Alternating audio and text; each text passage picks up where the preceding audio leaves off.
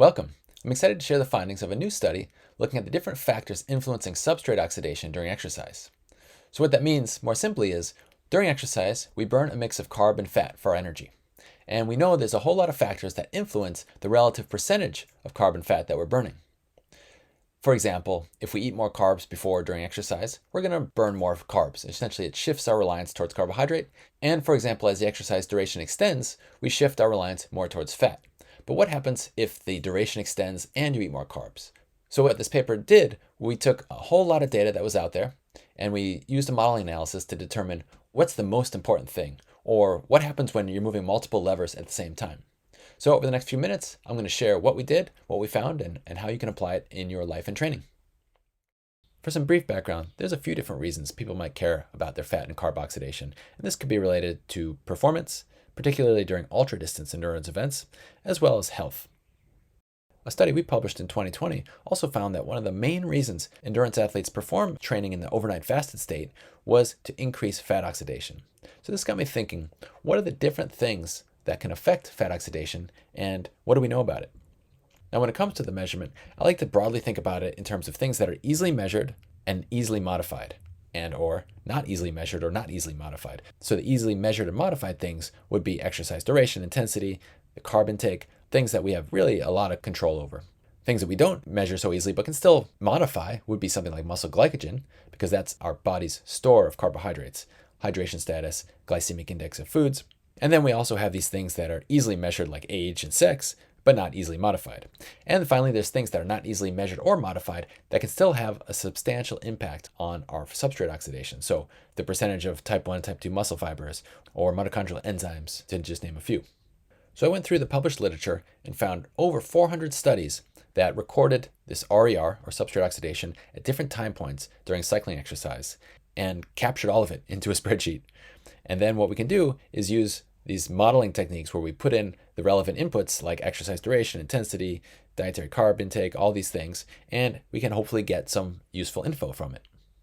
To start with, I want to show you just some correlations. So as we all know, correlation is not causation, but what we see here is on the left, fat intake, and on the right, carb intake. And this would be daily intake. And on the y-axis, we see the RER. As a reminder, the higher the RER, the more someone is relying on carbohydrate, up to 1.0, where it's completely carbohydrate dependent. Now there's some nuance there, and David Rowlands has some really cool research on this, but for now, we'll go with the common assumption that an RER of 1.0 signifies 100% carbohydrate reliance, and an RER of 0.7 signifies complete reliance on fat, and then it's scaled in between.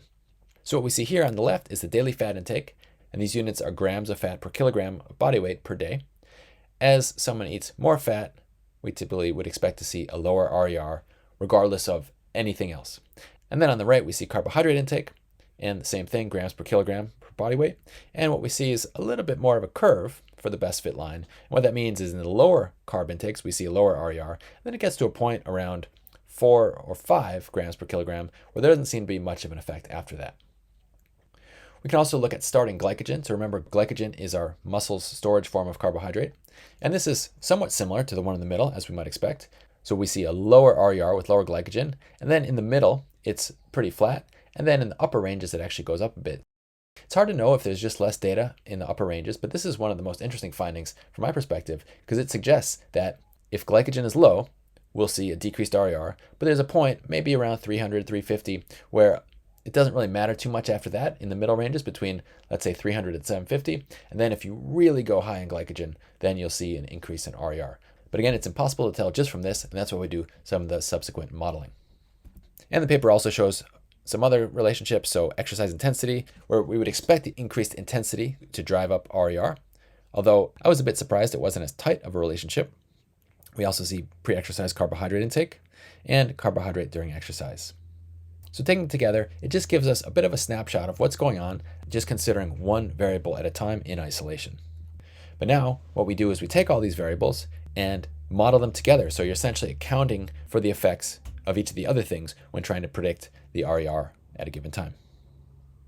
So now another thing that surprised me in this analysis is that together all these factors only explained about 59% of the variation in RER. Now, these are the main things we think about, and it tells me that, wow, there might be a lot of other unexplained variation that needs to be investigated. And so with the modeling, what we can then do is see what are the things that have the biggest relative influence. So even though each of these variables have a different units that they're on, for example, exercise duration is in minutes, intensity is in a percentage of VO2 max, what you can do is standardize those so we can see the relative influence. And here, these are these main factors. As you see, things in green increase RER, and the farther it is away from the dotted line in the center means the stronger relative influence it has.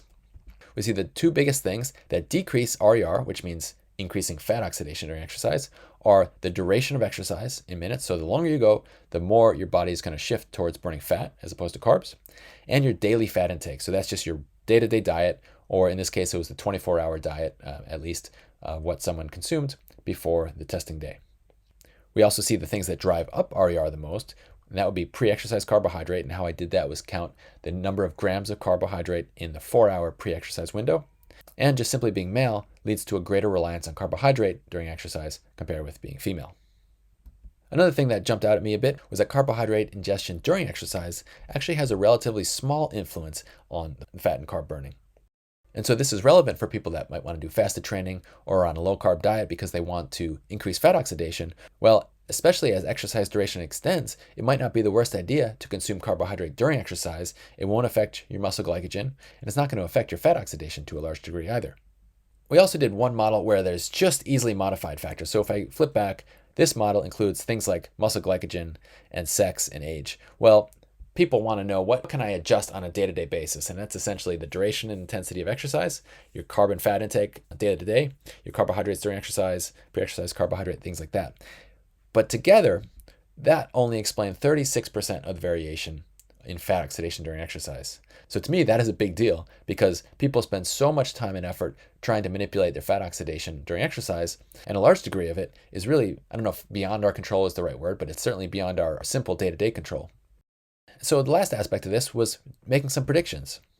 So it would take the best model and then predict what happens when you move multiple levers. So for example, we see here as exercise duration extends, we have a predicted RER, but we can predict that RER at 3 different daily fat intakes. So 1 gram per kilogram, 2.5 or 4 grams per kilogram. And what we can see is if someone, let's say, that consumes 1 gram per kilogram of dietary fat, they would have to exercise to about 180 minutes to get an RER of 0.9, whereas someone who has 2.5 grams per kilogram of dietary fat, they're going to have that same RER, but within about 10 minutes of exercise.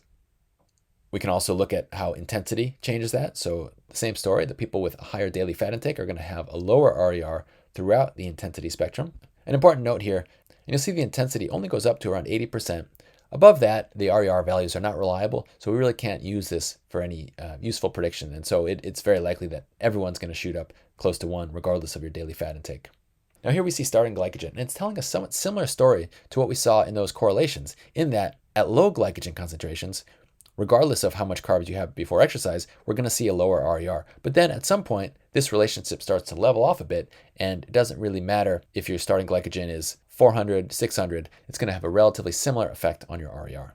And in the paper, we look at things like duration and intensity, sex and duration, pre-exercise carbs and duration, and so you can have a look more closely if this is of interest to you. And finally, I wanted to share these models in some way so that you could play around with the different inputs and see what we might expect the RER to be. So I created an app. It's a free app that you can go to, and you can just move these sliders wherever you want. Sometimes they'll get wacky numbers if you do something that's not physiologically plausible, but it'll give you an idea of what's affecting things more than others, what happens as your exercise duration extends when you change all these values. Of course, it's meant to be generalizable. Trained athletes and couch potatoes are going to have different values. Although a bit surprisingly, VO2 max only had a small influence on the model, but I purposely left it off here because a lot of people just wouldn't know what their values are. To get to that app, you can just go to this website. I'll put a link below in the video as well, and have a play around. Any feedback or questions, feel free to reach out via email or in the video. Thanks for listening.